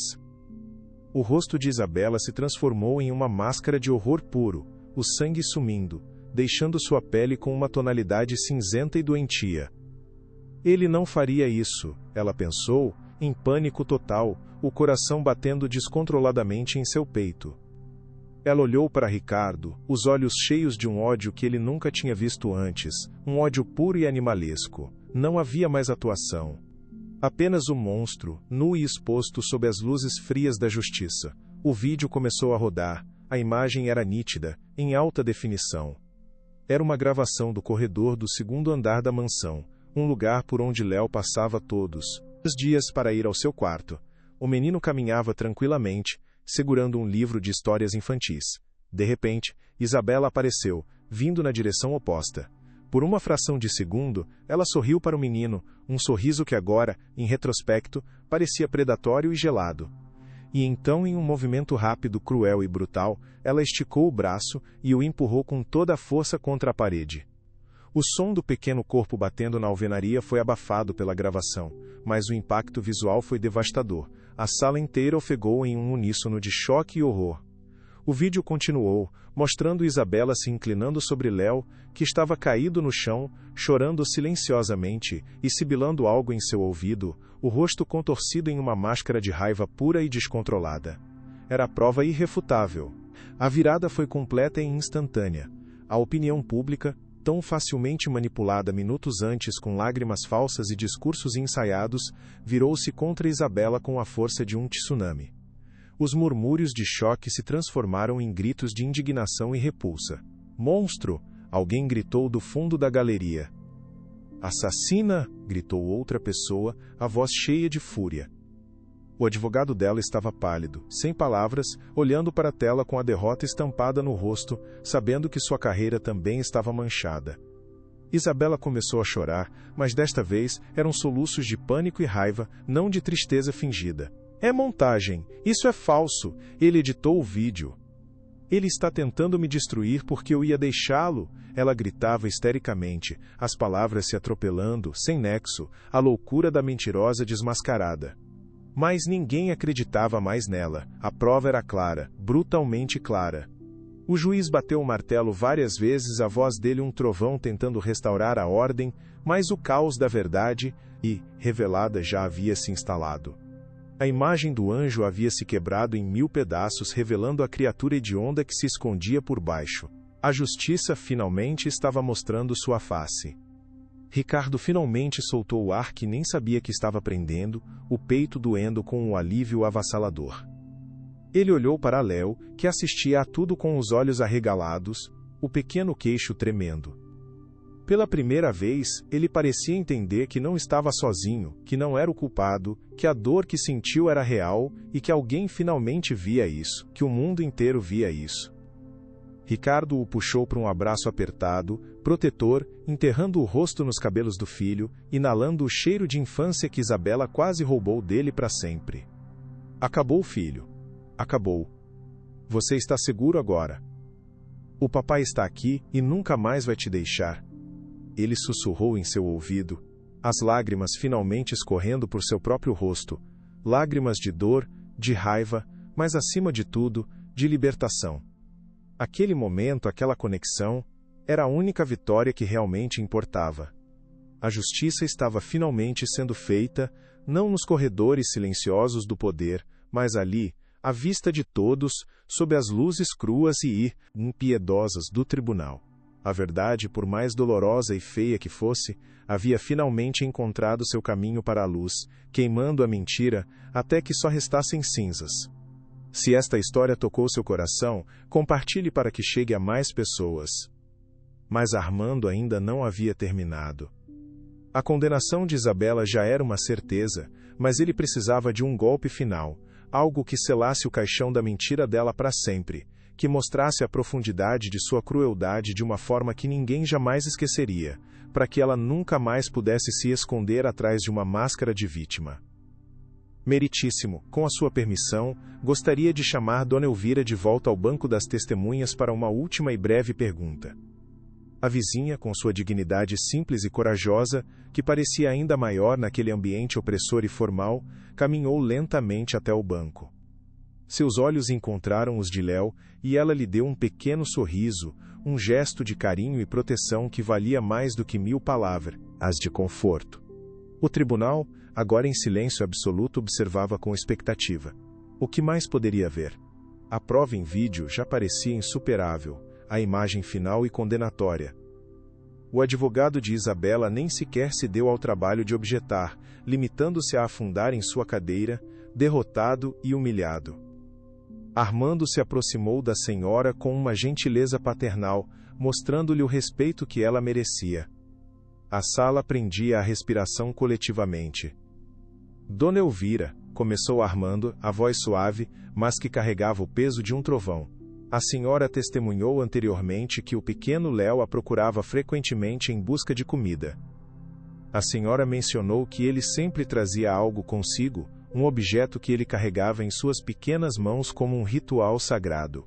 Poderia descrever para o tribunal mais uma vez o que era esse objeto?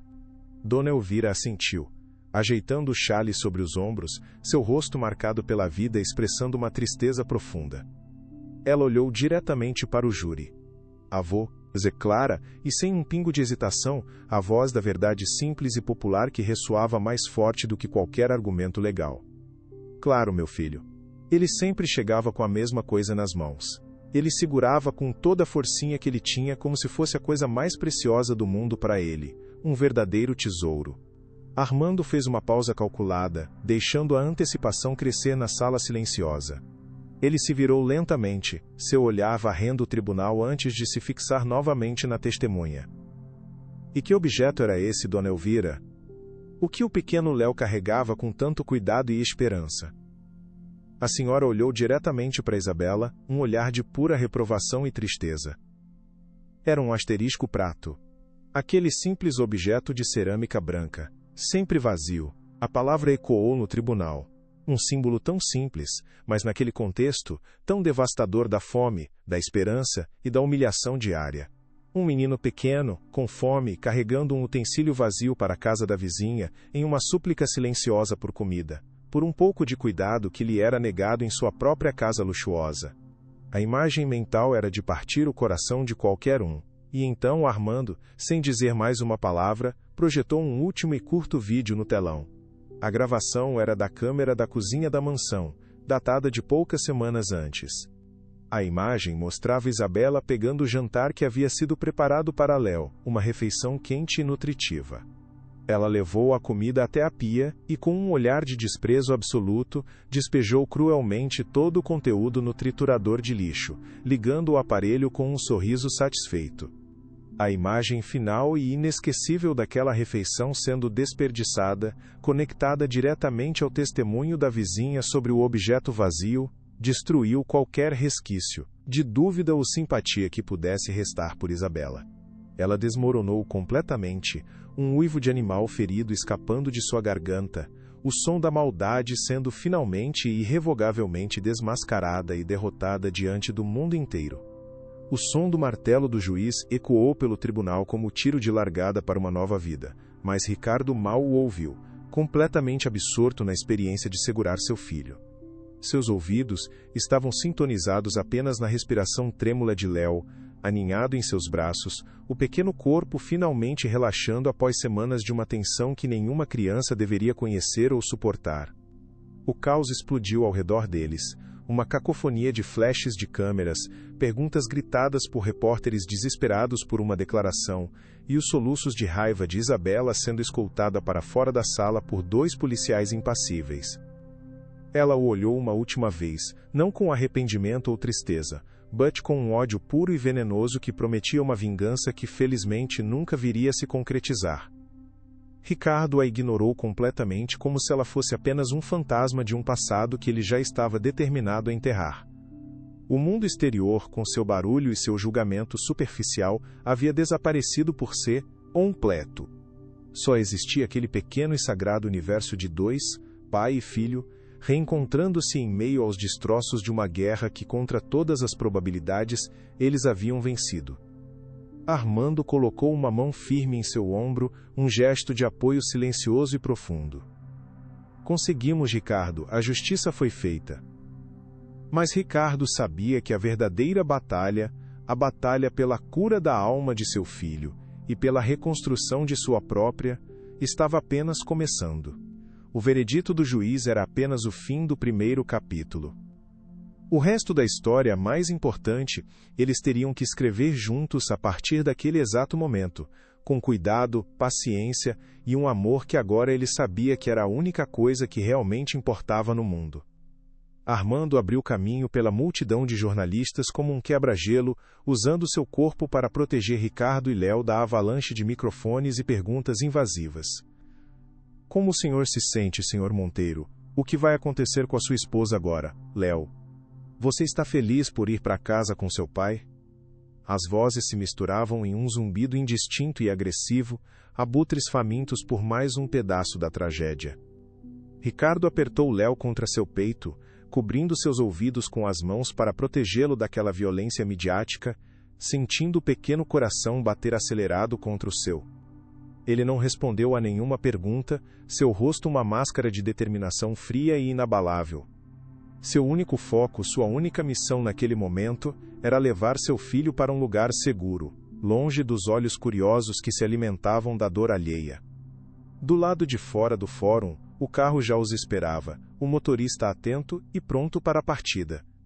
Ao entrarem no veículo e as portas se fecharem, um silêncio abençoado e quase palpável os envolveu, quebrando o feitiço do circo público. Léo olhou para o pai, os olhos grandes e cheios de uma compreensão que partia o coração de Ricardo. Acabou mesmo, papai. Ela não vai mais voltar? A voz era um fio frágil como vidro. Abou, meu campeão. Eu juro por tudo que é mais sagrado, ela nunca mais vai chegar perto de você. Nunca mais, Ricardo respondeu, a voz embargada selando a promessa com um beijo demorado na testa do filho. Naquele carro, enquanto se afastavam do prédio de pedra que simbolizava tanto a dor quanto a libertação, Ricardo tomou a primeira de muitas decisões que mudariam suas vidas para sempre. Eles não voltariam para aquela mansão. Nunca mais. Aquela casa não é mais um lar. É um mausoléu de memórias tóxicas, pensou Ricardo enquanto o carro deslizava pelas ruas da cidade, cada semáforo parecendo um portal para um futuro incerto, mas esperançoso. Cada cômodo, cada objeto de luxo, estava impregnado com a presença venenosa de Isabela, com os ecos silenciosos do sofrimento de seu filho. Ele não submeteria Léo a isso. Precisavam de um novo começo, de um lugar limpo, uma tela em branco onde pudessem construir novas memórias, boas memórias. Ele deu ao motorista o endereço do mesmo hotel que havia sido seu refúgio, seu quartel-general. Era um lugar neutro, impessoal, mas, acima de tudo, seguro. E segurança era tudo o que importava agora. Essa decisão marcou o início de dias dedicados não a negócios, mas a uma redescoberta emocional profunda. Não fizeram nada de extraordinário. Foram ao parque e jogaram bola até cair de cansaço. Montaram um quebra-cabeça de 1000 peças no chão da suíte. Assistiram a filmes de super-heróis comendo pipoca na cama. E, o mais importante de tudo, conversaram. Ricardo ouviu sobre os medos de Léo, sobre seus sonhos, sobre as pequenas alegrias que Isabela havia tentado apagar. Um dia, Léo parou e olhou para o pai com uma seriedade desconcertante. Pai, você não vai mais viajar tanto, vai? A pergunta simples carregava o peso de anos de ausência. Ricardo se ajoelhou olhando-o nos olhos. Não, filho. Eu não vou. Meu trabalho mais importante no mundo é aqui, com você. Eu cometi um erro terrível, Léo. Eu achei que construir um império era ser um bom pai. Mas eu estava errado. Ser um bom pai é estar aqui, segurando sua mão. Uma das primeiras visitas que fizeram foi à casa de Dona Elvira, um gesto que Ricardo considerava essencial para fechar o ciclo de dor e iniciar o de gratidão. Ele insistiu em ir pessoalmente, levando um buquê de flores tão grande que Léo mal conseguia espiar por cima dele, o que arrancou um sorriso tímido do menino. A senhora os recebeu com lágrimas nos olhos, abraçando Léo com um carinho de avó que aquecia a alma e restaurava a fé na humanidade. Eu sabia que o senhor era um bom homem, apesar de tudo. Eu sabia que faria a coisa certa, disse ela a Ricardo, a voz embargada pela emoção genuína. Eu não fiz nada, Dona Elvira. A senhora foi a verdadeira heroína desta história. A senhora foi a luz na escuridão para o meu filho quando eu estava completamente cego pelas minhas próprias ambições. Não tenho palavras para agradecer o que a senhora fez. Ele lhe ofereceu uma recompensa financeira substancial, uma quantia que mudaria sua vida, como forma de gratidão, mas ela recusou com uma dignidade serena que o desarmou. A minha recompensa é ver esse menino sorrindo de novo. Isso não tem preço, meu filho. Mas Ricardo insistiu de outra forma, uma que ela não pôde recusar. Ele criou um fundo comunitário em nome dela para ajudar os idosos do bairro, garantindo que ela e seus vizinhos tivessem sempre segurança, assistência médica e conforto. Foi a primeira vez que usou sua fortuna não para acumular mais poder, mas para espalhar a bondade, para honrar a coragem de uma mulher simples que lhe ensinou o verdadeiro significado de humanidade. A venda da mansão foi concluída em tempo recorde, um processo do qual Ricardo se distanciou deliberadamente. Ele não quis saber dos detalhes financeiros, das negociações, de nada, apenas deu uma ordem clara ao corretor: livre-se dela. Ele doou todos os móveis caríssimos, todas as obras de arte, tudo que lembrava aquela vida de falsidade e aparências. Ele só guardou uma coisa: os brinquedos e os livros de Léo, que foram cuidadosamente embalados e enviados para a nova casa que eles escolheram juntos. Era uma casa bonita, sim, mas não uma fortaleza impessoal e fria. Tinha janelas grandes que deixavam o sol da manhã entrar, um jardim com árvores frutíferas e um balanço de pneu pendurado em um galho forte de uma mangueira. Era um lar, não uma vitrine para impressionar os outros. A primeira noite na casa nova, antes mesmo de os móveis chegarem, eles pediram pizza e comeram sentados no chão da sala vazia, usando caixas de papelão como mesa. Léo ria, o molho de tomate sujando seu queixo, e Ricardo sentiu uma onda de felicidade tão pura e simples que seus olhos se encheram de lágrimas. Do que você está rindo, pai? Perguntou Léo, confuso com a reação. Estou rindo porque estou feliz, campeão. Simplesmente feliz. Aquela noite, em meio a caixas de papelão e ao cheiro de tinta fresca, Ricardo entendeu que havia perdido uma fortuna em ações e propriedades, mas havia ganhado o mundo inteiro de volta. Ele havia encontrado seu verdadeiro tesouro, e ele estava ali, bem na sua frente, comendo uma fatia de pizza de calabresa. Enquanto a alma de Léo era cuidadosamente remendada com a ajuda de uma terapeuta infantil gentil e competente, a justiça formal seguia seu curso implacável contra Isabela. As sessões de Léo eram difíceis, às vezes silenciosas, às vezes cheias de lágrimas e raiva contida. Mas, lentamente, a criança feliz e espontânea que havia sido enterrada sob camadas de medo e dor começou a ressurgir. Ricardo participava de todas as sessões que a terapeuta permitia, aprendendo a ser o pai que Léo precisava. Eu falhei tanto com ele, doutora. Como posso consertar isso? Ele perguntou em uma sessão particular, a culpa ainda o assombrando. A resposta dela foi simples, mas profunda. Você não pode apagar o passado, Ricardo. Mas pode construir um futuro diferente. Continue presente. Continue amando. Ao mesmo tempo, o processo criminal contra Isabela foi rápido e devastador para ela. As provas eram tão esmagadores que sua defesa desmoronou em questão de dias. ela foi condenada a uma longa pena de prisão por abuso infantil, tortura psicológica e fraude. Sua imagem pública, antes imaculada, foi destruída para sempre. Ricardo não sentiu alegria com a condenação dela, apenas um vazio melancólico e a confirmação de que a justiça, embora cega, às vezes enxerga com uma clareza terrível. Ele se certificou de que Léo fosse poupado dos detalhes sórdidos do julgamento. Sua melhor resposta à crueldade de Isabela não era o ódio, mas a felicidade deles. Cada risada de Léo seria um prego a mais no caixão da memória dela. Eu preciso fazer mais. O que aconteceu com o Léo não pode ter sido em vão, pensou Ricardo uma noite, enquanto observava as estrelas da varanda de sua nova casa, o silêncio da noite quebrado apenas pelo som dos grilos. A experiência o havia transformado de uma maneira que nenhuma transação comercial ou aquisição de empresa jamais poderia. Ele viu de perto a face do mal, a crueldade calculada e escondida atrás de um sorriso bonito, mas também viu a face da bondade e da coragem em pessoas como Dona Elvira, que arriscou tudo por uma criança que mal conhecia. Ele viu como o sistema era falho, como crianças podiam sofrer em silêncio em casas luxuosas invisíveis para um mundo ocupado demais com as aparências e o status social. A ideia nasceu naquela noite, sob o céu estrelado, uma semente de propósito plantada no solo fértil de sua dor e arrependimento. Ele não voltaria a dirigir seu império da mesma maneira, focado apenas em lucros e expansão. Na verdade, ele se afastaria do comando do dia a dia, delegando as operações para pessoas de sua confiança.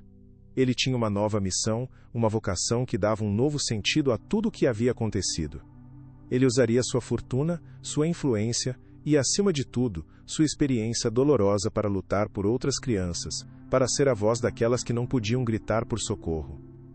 A tragédia pessoal de sua família se tornaria uma fonte de esperança para inúmeras outras que enfrentavam pesadelos semelhantes. Assim nasceu a Fundação Recomeçar, um projeto que se tornou a nova paixão de Ricardo. Ele vendeu uma parte significativa de suas ações na empresa, injetando um capital inicial colossal na organização sem fins lucrativos, garantindo sua longevidade e impacto. O objetivo era claro e ambicioso: criar um sistema de apoio completo para crianças vítimas de abuso e negligência em todas as classes sociais. A fundação não apenas financiava abrigos seguros e modernos, mas também oferecia a melhor assessoria jurídica gratuita para as famílias, além de apoio psicológico de longo prazo tanto para as vítimas quanto para seus guardiões. Ele montou uma equipe com os melhores advogados, psicólogos e assistentes sociais do país, pessoas apaixonadas e dedicadas que compartilhavam sua visão de um mundo mais seguro para as crianças. A sede da fundação era um prédio moderno e acolhedor, projetado para não parecer uma instituição fria. O logotipo da fundação era sutil mas poderoso: 2 mãos, uma de adulto e uma de criança, unidas em um gesto de amparo e cuidado. Era sua homenagem silenciosa ao objeto que havia iniciado toda a sua jornada de transformação, ressignificando um símbolo de fome e humilhação em um emblema de esperança e sustento. Nunca mais uma criança precisará se sentir sozinha e desamparada, pensou Ricardo ao aprovar o design final, sentindo um nó na garganta. Ele estava construindo algo que realmente importava. Ricardo não era apenas o financiador da fundação, ele era sua alma e seu coração pulsante. Ele se envolveu pessoalmente em cada aspecto do trabalho, desde as grandes estratégias de captação de recursos até as visitas semanais aos abrigos. Ele fazia questão de ouvir as histórias de outras crianças, de outros pais que se sentiam perdidos e culpados, e compartilhava a sua própria história, não com orgulho, mas com uma humildade e uma vulnerabilidade que conectava as pessoas de uma forma poderosa. Ele se tornou um defensor incansável da causa, usando sua antiga influência no mundo corporativo e político para pressionar por leis mais rígidas de proteção à infância. Sua transformação era genuína e visível para todos que o conheciam. O magnata arrogante e distante havia dado lugar a um homem empático e apaixonado, cujo maior lucro era o sorriso no rosto de uma criança resgatada. Léo, à medida que crescia e se tornava um adolescente, também se envolvia de forma voluntária nos projetos.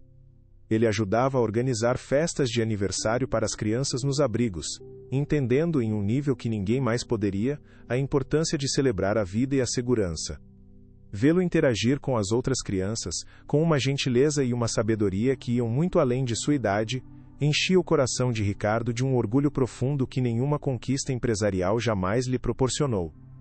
Seu filho não era apenas um sobrevivente, ele estava se tornando um farol de esperança para os outros. Em uma das reuniões de planejamento estratégico da Fundação, Ricardo conheceu Helena, uma assistente social sênior, com olhos gentis e um sorriso que parecia iluminar a sala mais cinzenta. Ela não o tratava como bilionário poderoso, o benfeitor a quem todos deviam reverência, mas como um colega de trabalho, desafiando suas ideias com argumentos bem fundamentados e compartilhando sua paixão pela causa. Eles começaram a passar mais tempo juntos, discutindo casos complexos, planejando novas iniciativas para alcançar mais crianças. As conversas de trabalho lentamente se transformaram em conversas sobre a vida, sobre sonhos e medos.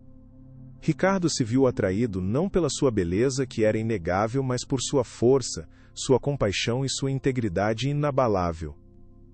Um dia, depois de uma longa e exaustiva reunião que se estendeu até o início da noite, ele a convidou para tomar um café. Sentaram-se em uma pequena cafeteria de bairro longe do mundo corporativo e conversaram por horas. Foi a primeira vez em anos que ele se sentiu verdadeiramente conectado a outra pessoa em um nível romântico. Não havia jogos de poder, não havia interesse em sua fortuna. Havia apenas duas pessoas que haviam visto o pior da humanidade e ainda acreditavam no melhor dela. Quando ele a deixou em casa, deu-lhe um beijo suave no rosto. Foi um gesto simples, hesitante, mas cheio de um significado profundo. Era um sinal de que seu coração, que ele pensava estar quebrado para sempre, estava começando a se curar também. 5 anos depois, o sol da tarde filtrava pelas árvores do jardim, pintando manchas douradas na grama recém-cortada. Ricardo, agora com os cabelos levemente grisalhos nas têmporas, observava a cena da varanda, uma caneca de café quente nas mãos. No gramado, Léo, agora um adolescente de 14 anos, alto e saudável, ria enquanto jogava futebol com um grupo de amigos da escola. Ele era popular, um excelente aluno e o capitão do time de futebol. Mas o mais importante para Ricardo era a luz em seus olhos, uma luz de felicidade e confiança que ele um dia temeu que tivesse se apagado para sempre. Não havia mais sombras de medo em seu rosto, não havia mais hesitação em sua voz, apenas a alegria pura e simples de ser um jovem amado e seguro em seu próprio lar. Helena saiu da casa e ficou ao lado de Ricardo, passando o braço pela cintura dele e descansando a cabeça em seu ombro. Eles se casaram no ano anterior, em uma cerimônia pequena e íntima no mesmo jardim, apenas com os amigos mais próximos e a equipe da fundação. Léo foi o padrinho, e seu discurso, cheio de amor e gratidão, fez todos os presentes chorarem. Eles haviam se tornado uma família de verdade, construída não sobre mentiras e aparências, mas sobre respeito, carinho e um propósito compartilhado. Eles estão crescendo tão rápido, disse Helena, observando os meninos correrem. Sim, respondeu Ricardo sorrindo, eles estão, e é a coisa mais linda do mundo. Na parede de seu escritório na Fundação Recomeçar, havia um grande mapa do Brasil, coberto de pequenos alfinetes coloridos. Cada alfinete representava uma criança que a Fundação havia ajudado a resgatar de uma situação de abuso, uma família que havia sido reestruturada, uma vida que havia sido salva.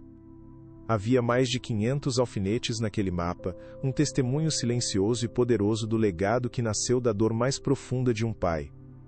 A Fundação havia se tornado uma referência nacional, um modelo de eficiência e, principalmente, de compaixão. Ricardo não era mais conhecido na imprensa como um magnata impiedoso dos negócios, mas como o filantropo que transformou sua tragédia pessoal em uma cruzada pelo bem.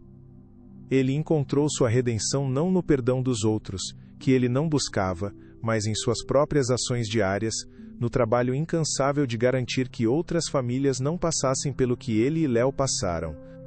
Ele olhou para o mapa, depois para a foto de Léo e Helena em sua mesa, um sorriso genuíno em seu rosto, e sentiu uma paz profunda e duradoura que nenhuma quantia de dinheiro poderia comprar. ele finalmente entendeu a lição que a vida lhe ensinara da maneira mais dura possível. O amor verdadeiro não se compra com dinheiro, não se mede em posses. E a verdade, ainda que tardia, sempre encontra seu caminho para trazer justiça e, com sorte, a chance de um recomeço.